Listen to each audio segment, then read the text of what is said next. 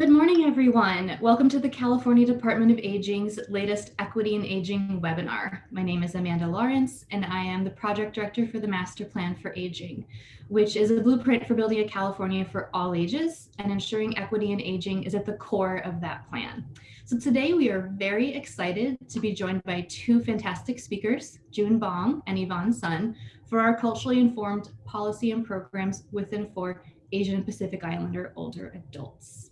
So today we do have closed captioning available. You can access that at the bottom of your screen by clicking the CC button. We also offer American Sign Language interpretation via this webinar.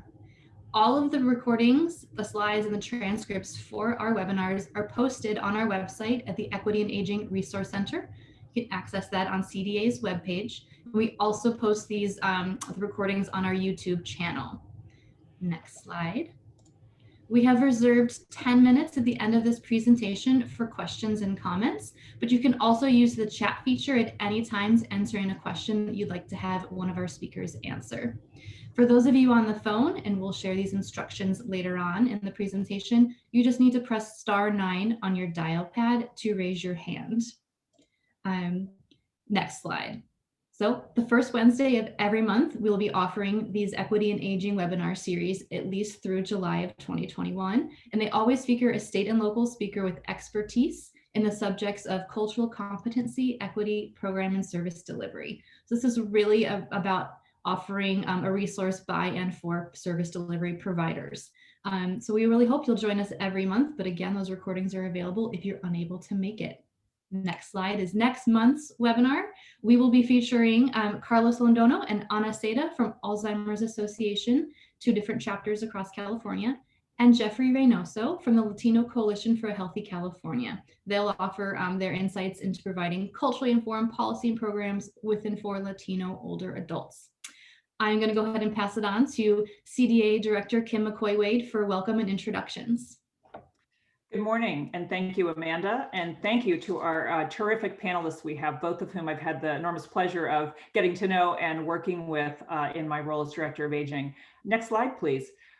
First, we're going to hear from Joon Bong, who's the President and CEO of the National Asian Pacific Center on Aging. We're so honored, Joon, to have you with us. Under Joon's leadership, the National Center did incredible work during COVID with the National Multilingual Phone Helpline to support older API adults, including partnering with the rideshare company Lyft to do deliveries so we can stay home and stay safe, and did similar type work in the census as well. So has deep roots in both in national leadership and the last mile, connecting with people we serve. Joon also has deep ties to California, pioneering a very first research registry for API in partnership with the University of California in San Francisco. And you may know him as the former executive director at the Korean American Coalition in LA. And I'm thankful to Laura Trejo from LA City AAA for introducing me to you, Joon. Joon's background is a graduate of Biola University and began his career with the NAACP Legal Defense Fund. To Joon's left on our slide here is Yvonne Sun, who I had the privilege of meeting on my very first tour of the LA Aging Network. Ms. Sun has been since 1999 at Special Service for Groups, a service organization also in Los Angeles, which focuses on the provision and advocacy of cultural and linguistically appropriate services for Asian and Pacific Islanders with health and behavioral health conditions. She is the director of SSG Silver, a division that focuses on community solutions for the needs of older adults, disabled adults, and caregivers, so we can continue living in the environment of our choice. She is a profound leader having impact in our field. One of the first projects in California 20 years ago, providing behavioral health education to Asian and Pacific Islander older adults. And as I have been asked on behalf of CDA to join our state's new behavioral health task force, I will be leaning on the expertise of people like Yvonne Sun so I can bring that to the state table and be informed for all of our network. Another example of her great leadership is she co-chairs the Older Adult Committee of the Asian and Pacific Policy Planning Council. Again, a leadership group in LA County. And she's got a terrific background at Northern Arizona University in clinical health psychology and her Master of Social Work degree from the University of Southern California. Indeed, all roads point to LA this morning. So with that, you hear that you have two of the national leaders and doers in this space. So I am pleased to hand it over to them and let the learning begin. Welcome, Joon and Yvonne, and thank you.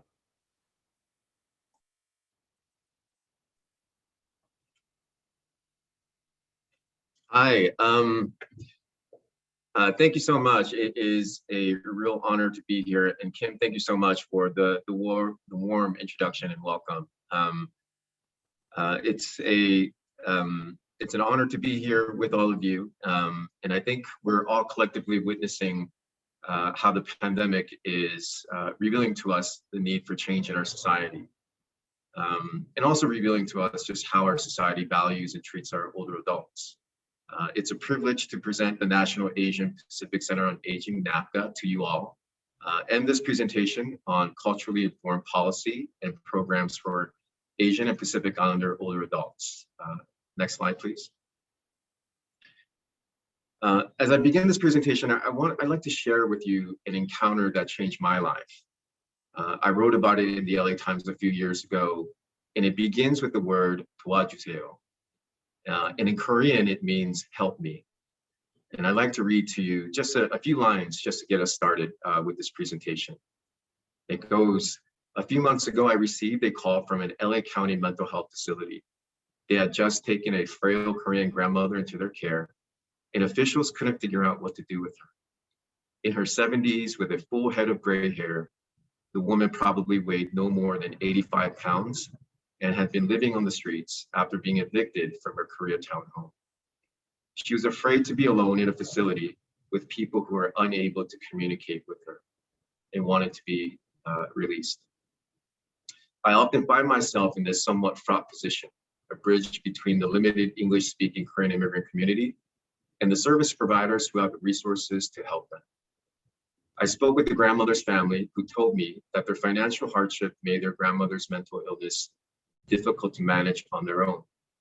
I tried again and again to broker some kind of arrangement, but ultimately we were unable to find a solution. The grandmother was released to the streets, and she's currently among a growing number of Korean American seniors who are experiencing homelessness. To this day, I carry with me the conversations and memory of that elder and the heartbreak of the caregivers who themselves had no answers. And the realization that this account is one of hundreds, if not thousands, of experiences for a population that is largely invisible and voiceless in our society. It was that experience that led me to join the National Asian Pacific Center on Aging as its CEO. And at NAPCA, we envision a society in which all Asian Americans and Pacific Islanders age with dignity and well-being.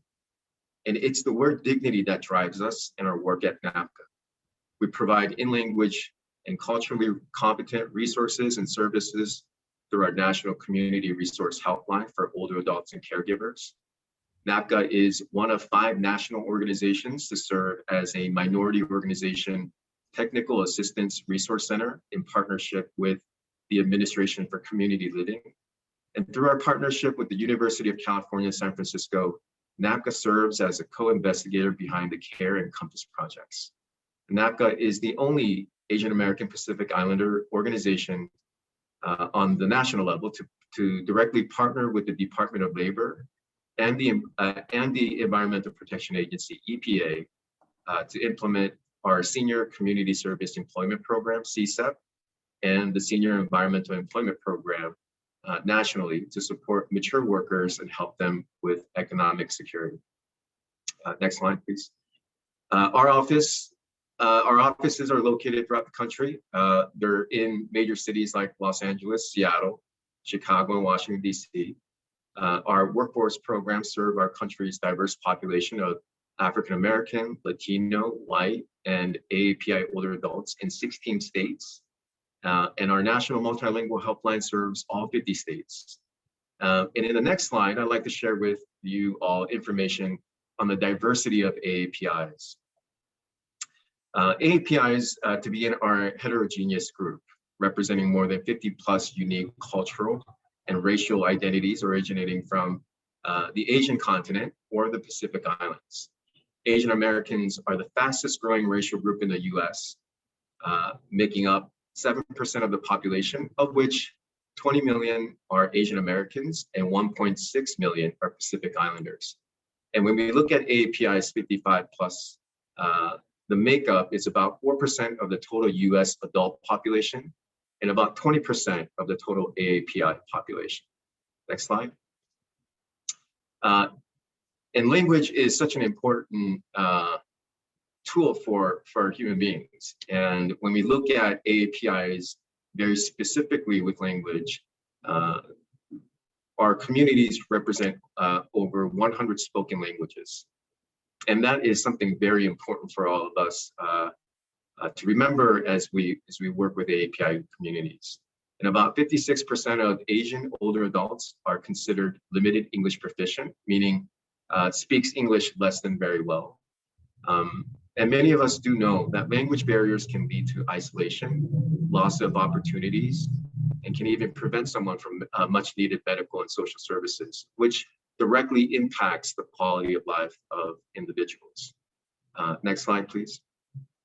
Now, this part is very important because I think cultural awareness is the first and foundational element of cultural competence. Cultural awareness is defined as being cognizant, observant, and conscious of similarities and differences among cultural groups, and understanding that one's culture may influence values, beliefs, judgments, and decisions. Now, historically, AAPI cultures are highly group-oriented and place a strong emphasis on the family as the sole source of identity. The traditional household is comprised of multiple generations, and it's normal to find 3 to 4 generations living under one roof. Now, AAPIs often value the family unit over oneself. An example is the native Hawaiian term hanai, which has a loose meaning of adoption or to take into one's family. But in its simplest meaning, hanai is a person that is considered as a family member. Now, loyalty to one's family is highly regarded, and independent behavior that may disrupt the harmony of the family is often discouraged. The concept of filial piety, meaning the primary duty of respect, obedience, and care for elderly parents or relatives, is very important in the AAPI culture.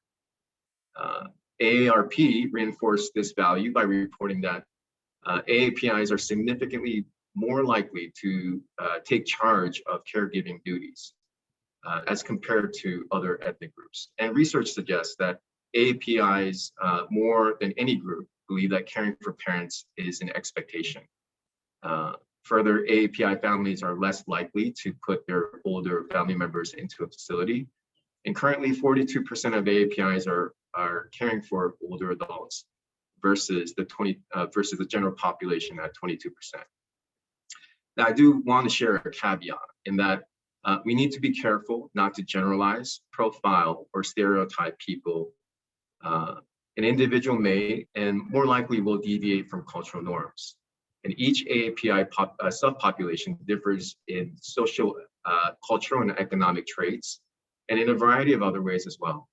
And the degree to which a person adopts US cultural values will vary, and there may be numerous factors as to why a person may not assimilate as fast or at all. And poorly understood differences lead to adverse outcomes that result in or can result in lower participation rates, delayed action during a crisis, inaccurate history of documentation of an incident, non-compliance with recommendations that an agency provides, and decreased satisfaction of the program or agency. Next slide, please. Now, I think it's important to take an intentional approach to equity and inclusion. So I'd like to share with you some best practices we've learned along the way. Best practice number 1, value AAPI diversity. Demonstrate that the organization values AAPI diversity by fostering a multicultural and age-diverse work environment. Target funding for services and ensure resource allocation to match the needs of AAPI older adults and their caregivers. Best practice number 2, assess your organization. Develop an internal team to conduct regular organizational assessments to evaluate operational impacts on AAPI older adults. Further, assess policies and procedures. For example, disaggregated data on AAPIs is very important. Ensuring a process of identifying and documenting preferred language is essential as well. Best practice number 3, manage the dynamics of difference. Consider implementing a mechanism for AAPI older adults and their families to provide feedback. Solicit input from AAPI staff in organizational planning for older adults.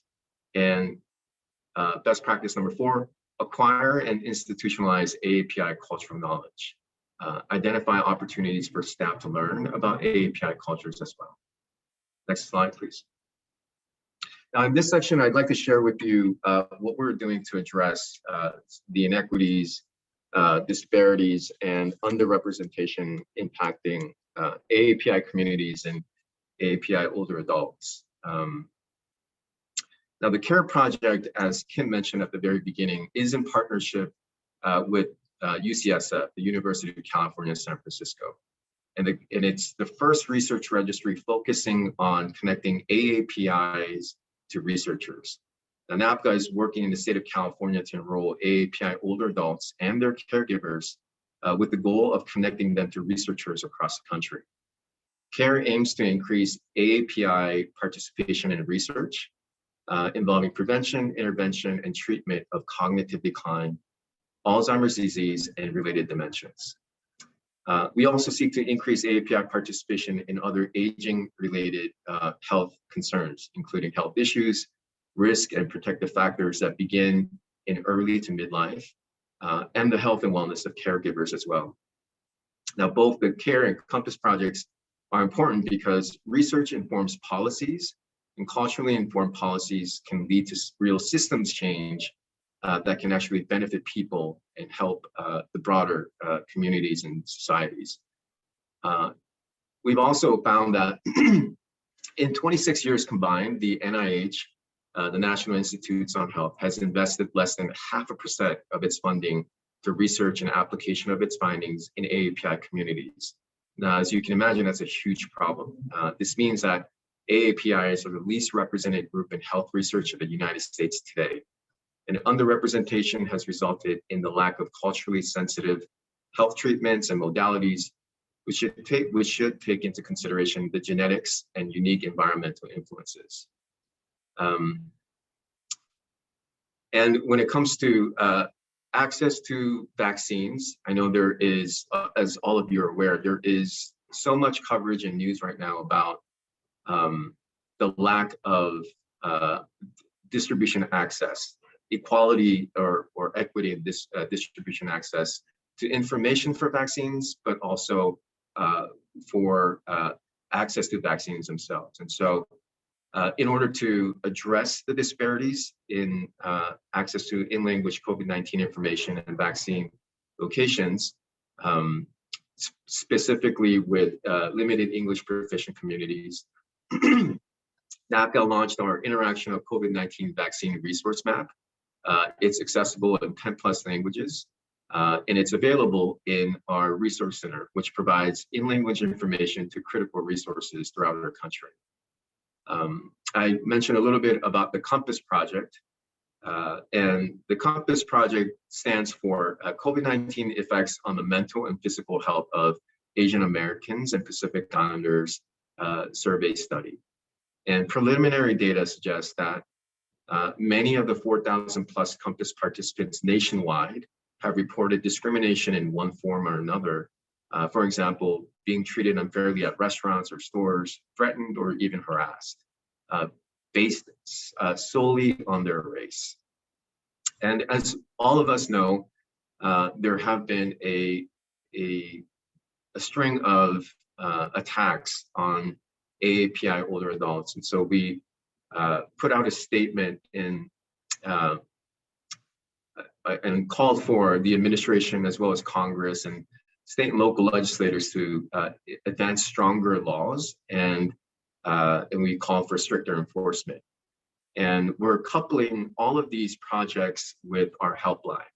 And we have in-language live operators who are able to assist individuals to not only receive help with filling out some of these surveys, but also with services throughout the country as well. Next slide, please. Kim mentioned our helpline. Now, when back in March, we started working and contacting different agencies throughout the country regarding access to information regarding the COVID-19 for the population we serve. And we quickly recognized that the amount of time it was taking for information to get to our community was incredibly slow. And so in order to get ahead of providing in-language information and support for folks who are beginning to experience quarantine and lockdowns, we created the helpline and launched it in March. So since March till now, or December, we've received over 3,000 calls through our helpline. But we also have some additional resources through the helpline as well. If you call in, you're able to get reliable information on prevention, symptoms, and guidance for COVID-19. There's a feature in which you can receive guided meditation, which is really cool. I've used it a few times and highly recommend for anyone who is in need of meditation to check it out. There's also an option to leave a story about how the pandemic or the COVID-19 is affecting you. So our helpline is available in English, Vietnamese, Korean, Cantonese, and Mandarin. And the other resources like guided meditation and information on COVID-19, they're available in 8 languages in total. One of the things that we are envisioning for the helpline is that it could serve as a national resource for limited English proficient older adults and their caregivers. We've partnered with Lyft to provide, if we can go back to the slide, thank you. We partnered with Lyft to provide free deliveries for essentials for older adults and their caregivers. We partnered with LA County with their Great Plates Delivered program, and we've assisted individuals with filling out their census registration as well. Next slide. So this is the end of my presentation, and I want to end with a thought. At the beginning of the presentation, I shared with you all that at NAPCA, we envision a society where our communities age with dignity. And the word dignity stems from the Latin for worth.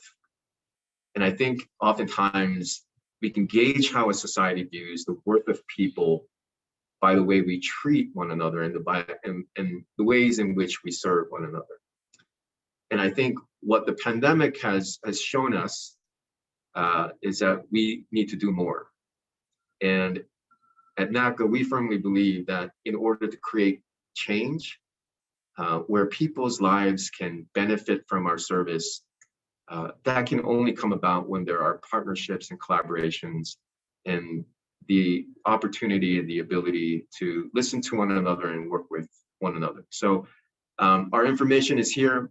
Our website is www.napca.org. You can follow us on Twitter at napca_aging, and we're on Facebook at napca.aapi.aging. Thank you so much for your time. Thank you so much, Joon. And we are now going to move on to Yvonne's presentation. Take it away, Yvonne.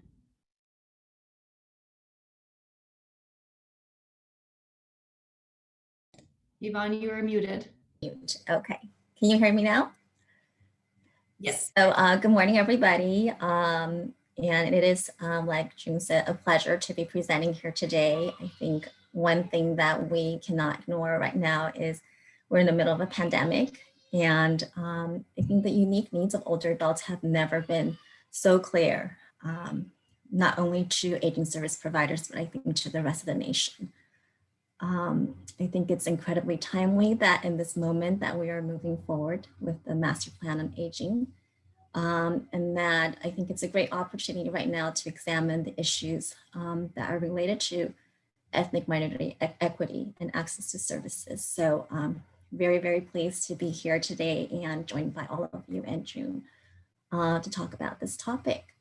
I want to start off with just providing a little background on myself. And I think today it's probably the day to talk about grandmothers. So I will also be sharing a little bit about my grandma. But first I want to really share that a little context on the reason that I do this work, and a lot of it has to do with being an immigrant in this country and arriving here at a very early age. I was 6 when we immigrated here to the United States. And as a young Asian American growing up in the 1980s, there wasn't a lot of peers that were like me. And I spent a great deal of my childhood trying to figure out my two worlds and never really having a full understanding of either world. And so I do find that a lot of my adult life and my work has to do with me finding out more, learning out more about that Asian American experience. And working with older adults was really a natural path for me. Earlier, I mentioned my grandmother. She lived with us for most of my childhood. My father was the oldest son. In the Chinese culture, your mother is to live with you as the oldest child, to take care of them until for the remainder of their life as they cared for you in your childhood. And because of that relationship I had with her, she became a great teacher for me. And I developed a natural affinity for working with older adults and building relationships with older adults. When she aged, she became rather disabled, and I became her primary caregiver. It was an incredibly humbling and challenging experience to recognize that as an individual that grew up in this country, fully fluent in English with a background in social services and behavioral health, that I faced a great deal of difficulty accessing services for my own grandmother. And spent a great deal of time advocating for her. And I believe that it is because of that that I am committed to this work, and I continue to do this work 20 years later entering the field.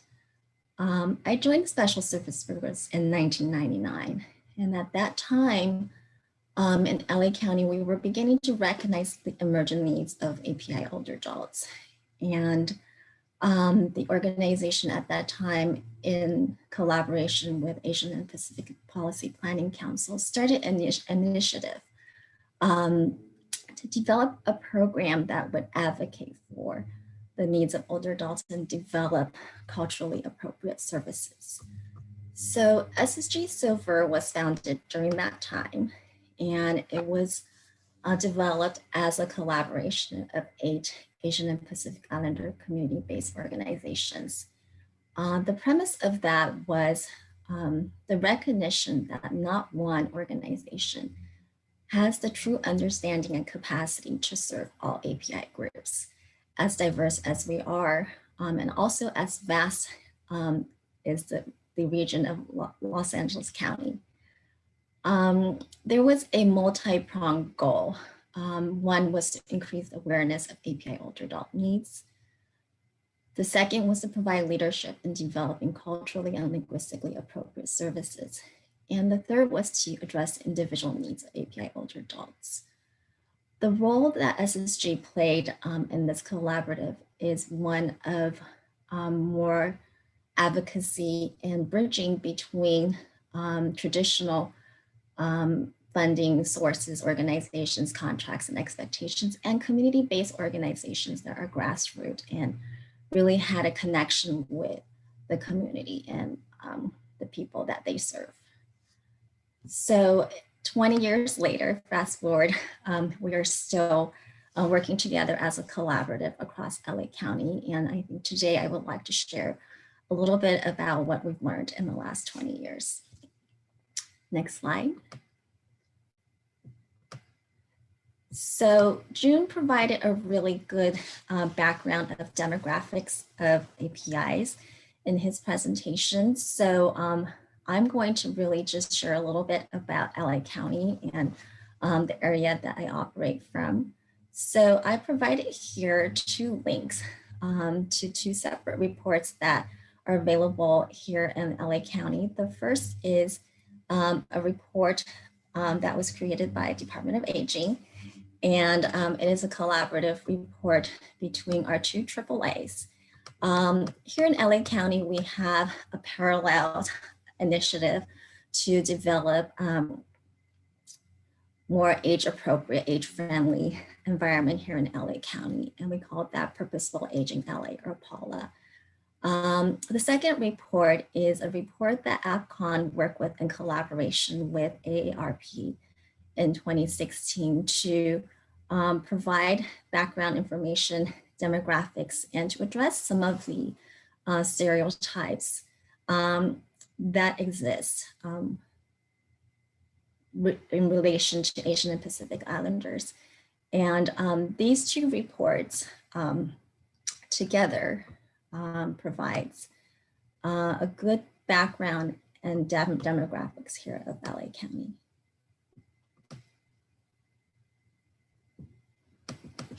Sorry, it looks like I skipped ahead 1 slide. So we'll just move ahead. So a little bit about LA County. By population, LA County is the largest county in the United States with over 10 million residents. AAPI-NH, or Asian American Pacific Islander, Native Hawaiian older adults comprise of close to 20% of the older adults here in LA County. Among older adults in LA County, Asian Americans is the 2nd fastest growing racial group, second only to Latinos, and it's expected to comprise of 25% of the older adult population in LA County by 2030. Among Asian Americans, those approaching retirement are the fastest growing age group. Approximately 88% of API older adults speak a language other than English at home, a higher rate than any other racial group. Contrary to common belief, a significant percentage of API older adults from certain subgroups have received little or no formal education. For instance, older adults who may survive the Khmer Rouge in Cambodia. The city of Long Beach is the home to the largest population of Cambodians outside of Cambodia. Among those 50 years and older, the fastest growing Asian American ethnic group countywide are South Asians. Korean and Cambodian older adults in LA County are more likely to live below the poverty line when compared to other ethnic groups. Among seniors, Asian Americans are most likely of a racial group to rely on Social Security supplemental income rather than retirement income. Next slide. So I wanted to speak here a little bit to the direct practice work that we do here in LA County with our API older adults. And I wanted to speak a little bit more to some of the cultural factors that Joon had mentioned in his presentation. Over the years, through our work, we have found that cultural awareness and understanding is of the utmost importance. And it is, in many ways, those cultural differences in the values, beliefs, that is shared amongst the API group that a lot of times is misunderstood because a lot of the service delivery models that we utilize in our practice many times are formulated utilizing a more Western perspective and also are derived primarily from the medical model where a lot of times when an individual is resisting or they are identified to have certain service needs and they're not readily accepting services, they might be labeled as being resistant or evasive. However, there isn't a lot of attention paid to the fact that perhaps the approach in which they are being engaged with or the format in which we are assessing their needs may be inappropriate. Joon mentioned a little bit earlier about the idea of individualism versus collectivism. And a lot of times we will find that APA older adults will want to involve their family members in accepting services. We're making a decision as to whether they will accept services. And when service providers approach them, what is valued in the Western culture a lot of times is the idea of confidentiality, privacy, individualism. And thus, when there's an insistence to involve family members in the initial outreach, a lot of times it is seen as resistance and their unwillingness to accept services. Another thing that we find commonly becomes a barrier when someone is engaged for services is their style of communication.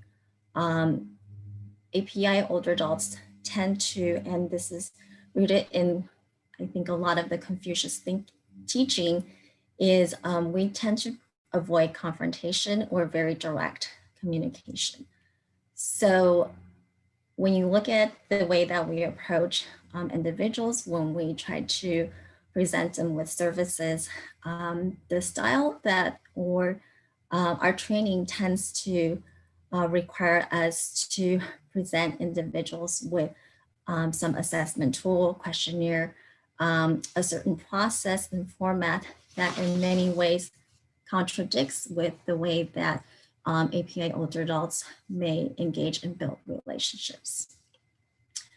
Another concern that API older adults a lot of times have is they do think about how accepting services may reflect on their entire family system and whether or not it may bring shame or stigma to their family. And thus they may try to resolve the problem on their own within their extended family as opposed to seeking out for help. One thing that I brought up here has to do with trauma and immigration history. And when I speak to trauma, I think that a lot of times, especially for younger providers, even within the API community, we fail to recognize that a lot of our API older adults escaped war-torn countries or lived at a time where there was a lot of civil unrest in their homes. And so their interpretation of seeking help and the relationships with public entities may be very different from what we expect. And their past experience in accepting services while during immigration may also come into play.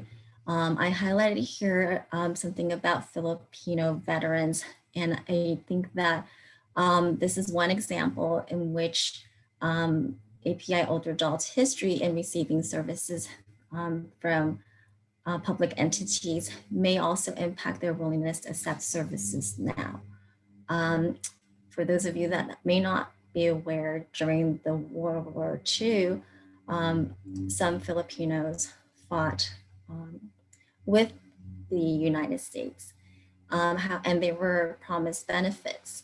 But then when the war was over, they were not necessarily given the benefits that they were offered, and they had to really advocate for that. And that really impacted some trust that the API community also have with public services.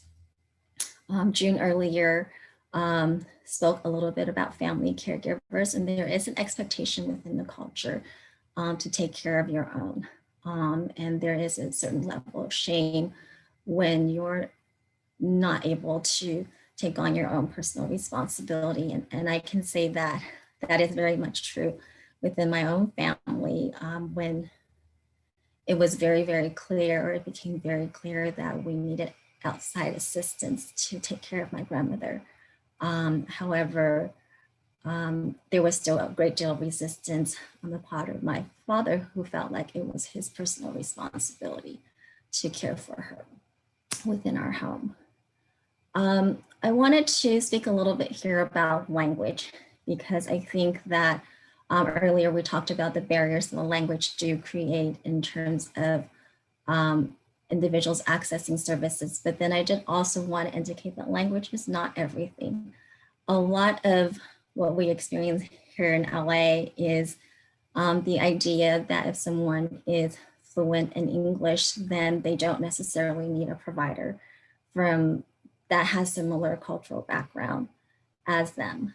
And we find that the willingness of the individual to accept services from someone from their own community is markedly different from their willingness to accept services from someone who is outside of their community. My mother is fluent in English. She worked most of her life here in an American company. And I will say that most of her service providers that she receives services from are still Asian and Pacific Islander. It is important also to note that not all API providers are made equal. I have had a lot of conversations with folks where they will say, well, we have someone that speaks Chinese at our agency or at our hospital, so I think we're going to be fine in serving this individual.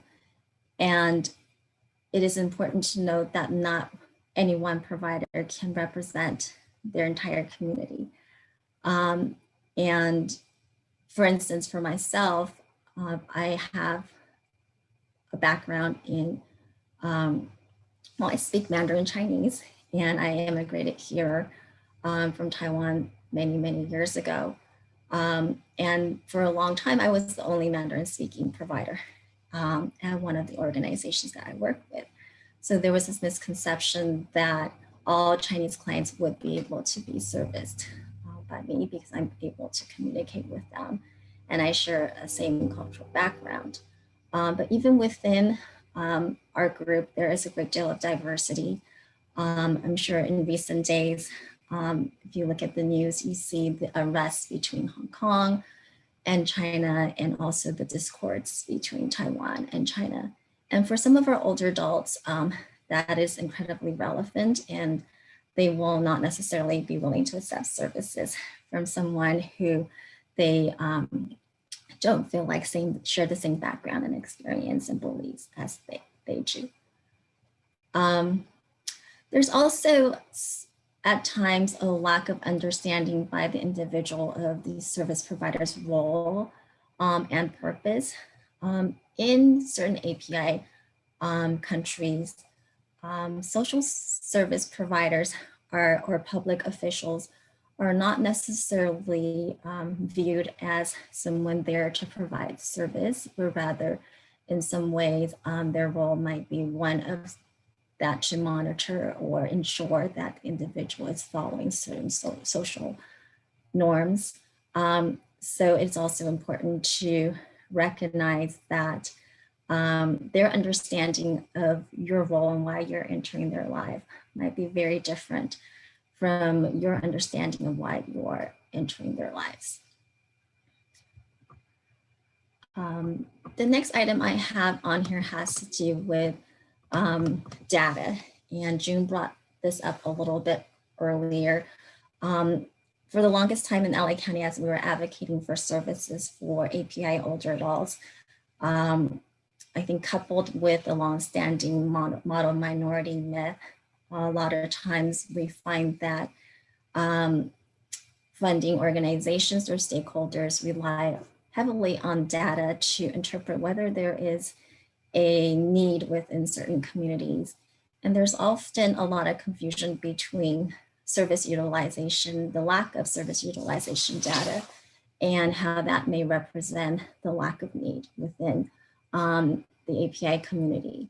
And because the community is so vast and diverse, we find that sometimes the smaller API communities do get left out in data collection, whether it's the method of data collection or just the fact that they're not really utilizing services because the services are not culturally appropriate or linguistically appropriate, or that they're not even aware of the services. And that oftentimes gets misinterpreted as there's no need within that community. Next slide. So Joon touched on this a little bit during his presentation. It has to do with stereotyping or generalizing across API groups. And I actually have here a map of the Asian continent. Not so much to give a geography lesson, but I find it very interesting that a lot of times there isn't a whole lot of awareness of how vast a region many of our APIs immigrate from. Within our community, we tend to categorize APIs as East Asian, Southeast Asian, South Asian, and Pacific Island or Native Hawaiian. Within those groups, they tend to have more similarities in terms of culture, language, values and belief systems and practice. However, it is also really important for us to know that even within those groups, there are a great deal of differences. The next thing that I want to speak a little bit about is faith, or the role of faith. And this is because a big part of Asia and Asian Americans still practice Buddhism or Hinduism, particularly here in LA County. And sometimes we do find that there is a contrast between how they view the problem and how they interpret their problem. And the ability to understand the individual's interpretation and their faith is really important in service delivery.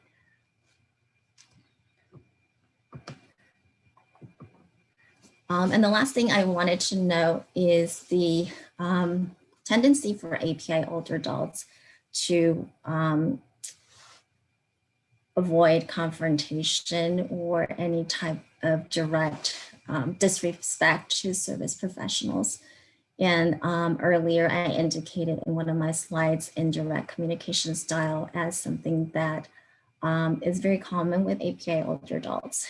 And so a lot of times it is really important for the service provider to be observant of how they are engaging with the older adult, whether or not they are listening to the individual's own expression of their problem, because it is very common that the individual, if they don't feel like their needs are being met, to just drop out of care rather than confront the professional and share the challenges that they're having with the services that they're receiving.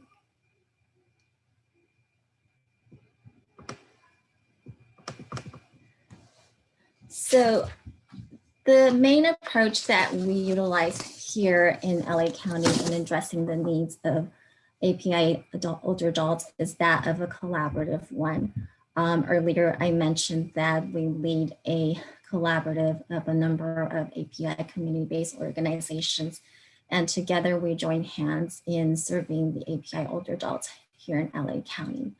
The belief is that each organization has their own connection with the community and is able to represent more of the diversity that also exists within the specific cultures or subgroups.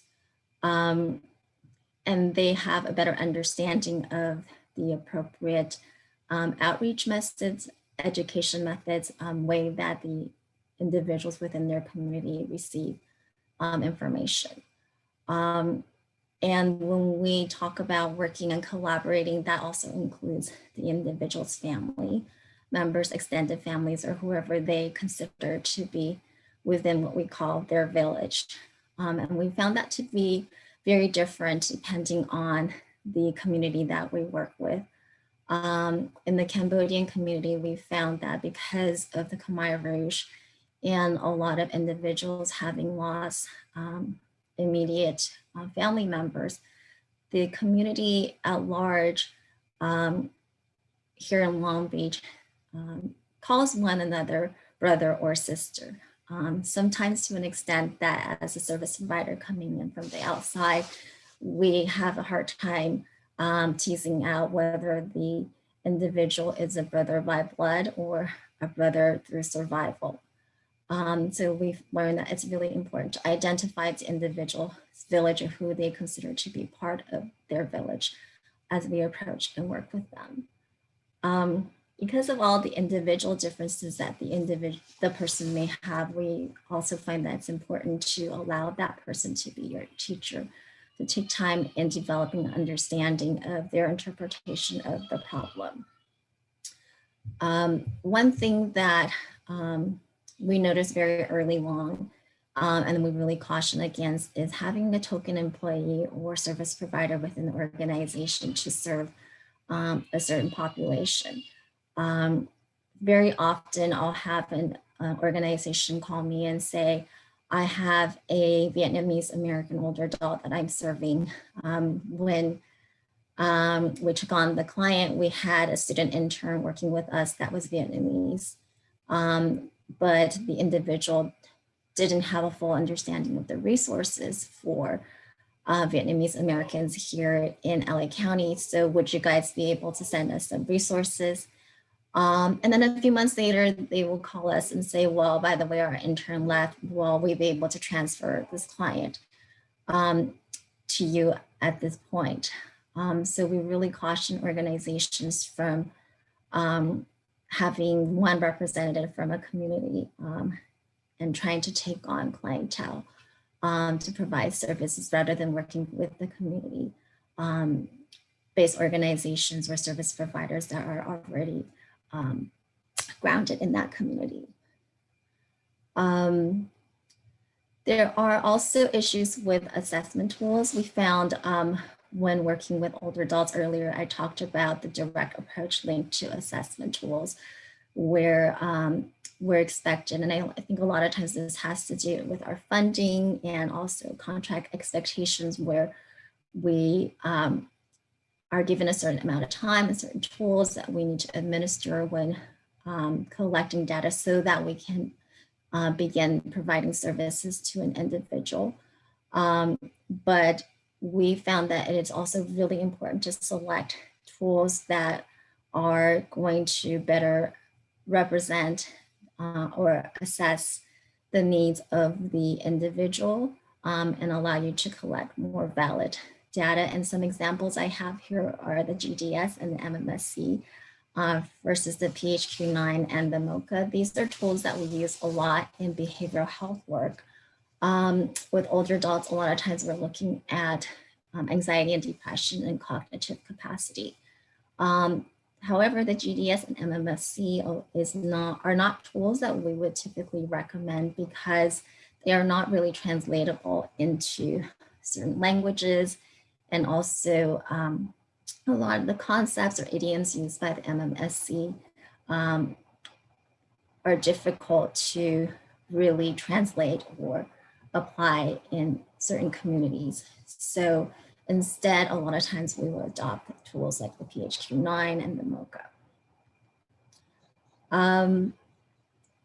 So I wanted to actually share here a case example that of a client that I worked with many years ago from the Cambodian community to kind of illustrate some of the cultural values, practices, how the community accepts services and how working with our partnering organizations really made a difference. So many years ago, I would say this is now about 10 years ago, we began developing an API-specific mental health program here in LA County. And so we expanded our collaboration to include behavioral health work. This particular woman was brought to my attention by one of our partnering organizations, Cambodian Association of America.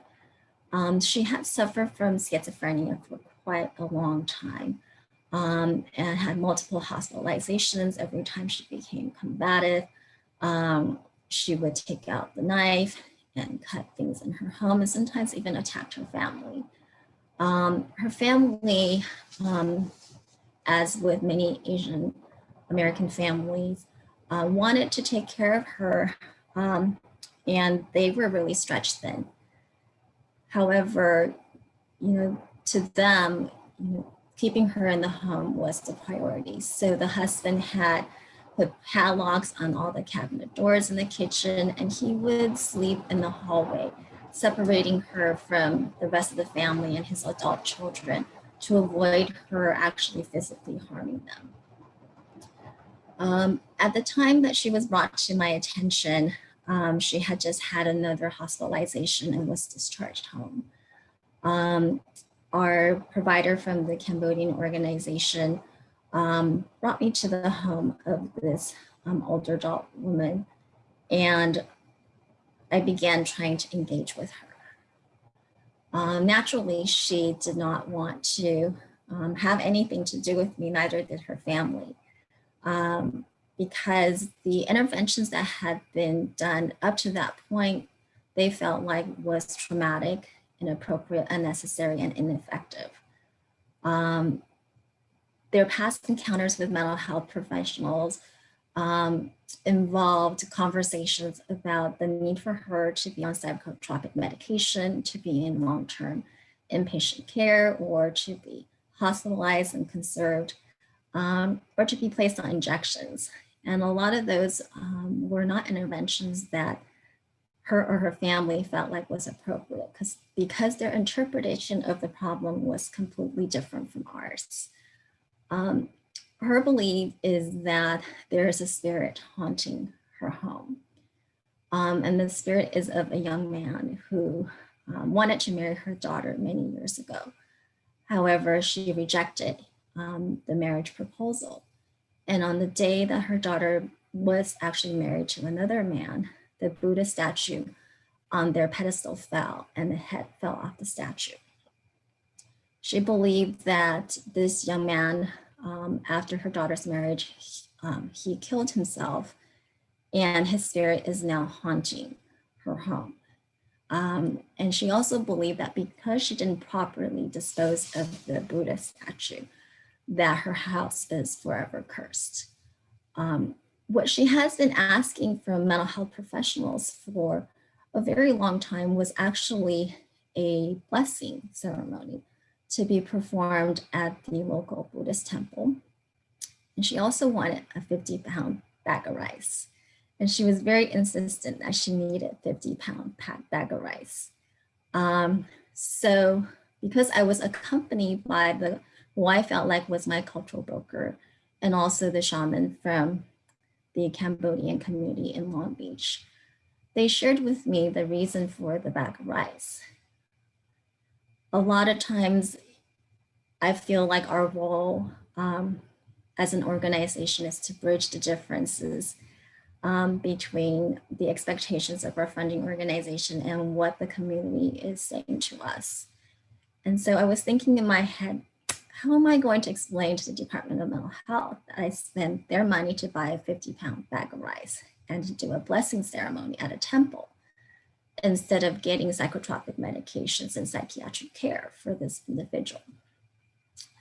However, it became very clear to me that in her mind, unless she is to spread this bag of rice in her yard to feed the spirit, and that she does this blessing ceremony at the temple, this spirit was not going to leave her family.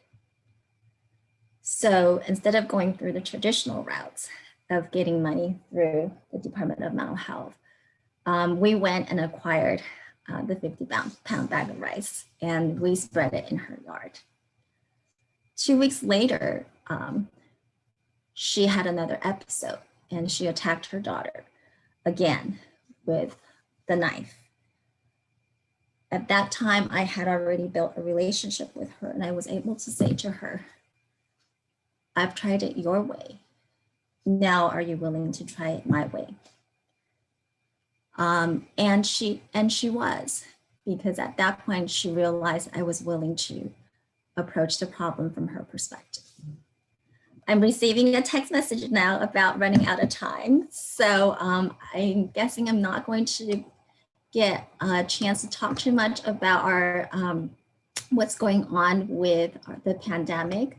But I think just quickly, I wanted to talk a little bit about the AAPI Hate website and link that APCON has worked on in collaboration with the Chinese Firm of Affirmative Action. And that is something that we started to document the hate crime and violence against AAPIs during the pandemic. And actually recently the Biden administration cited the data that was collected through AAPI Hate in his executive order to address the violence against AAPIs during the pandemic. Amanda? Hi, yes. Sorry about that. Yes, no worries. I know it's a short amount of time and there's so much to share. And I really do want to thank you and Joon for sharing your passion for this work, which is clear, and for your personal and very touching stories that fueled your motivation to do this work. And it's so very much needed. And I'm really grateful also for your emphasizing that to be culturally aware and to provide that best level of services, we really have to go beyond being linguistically competent, but also acknowledging and learning and knowing about the unique history that's been experienced by older adults across California and those special and certain cultural values that they hold. We did run out of time for questions, but I see that Joon was able to answer the questions in the chat box during the presentation. So unless, I don't think there was any questions on the line. Am I right, Maria? No, that's right, Amanda.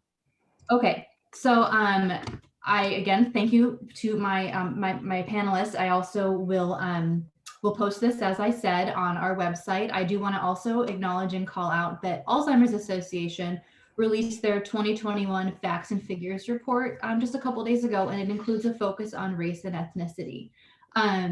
Go ahead, go to aging.ca.gov. You'll see a button for California for all ages. Click on there. It'll take you to the Equity and Aging resources.